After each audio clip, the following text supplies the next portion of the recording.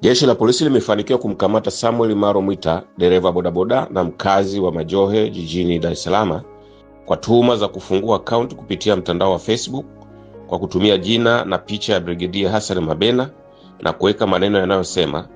napenda kuwakumbusha kuwa nafasi zimetangazwa na vigezo kamili vipo, fuata utaratibu wote na wapenda sana vijana, kwa nia ya kufanya utapeli. Chanzo cha kukamatwa ni baada ya wataalamu wa jeshi la polisi wa kuchunguza uhalifu na wahalifu wa mtandaoni kupewa taarifa na kuanza kufuatilia na hatimaye kufanikiwa kumkamata leo Aprili 18, 2026. Jeshi la polisi linaendelea kutoa onyo kwa baadhi ya watu wanaotumia majina na picha za watu wengine, wakiwepo viongozi wa serikali na wafanyabiashara, kufungua akaunti kwenye mitandao ya kijamii,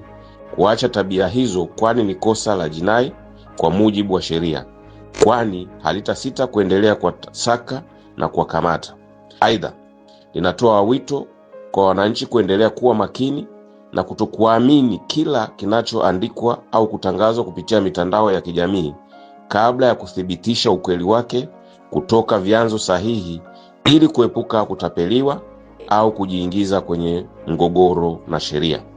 Uchunguzi unakamilishwa ili Samuel Maro Mwita aweze kuchukuliwa hatua zingine za kisheria.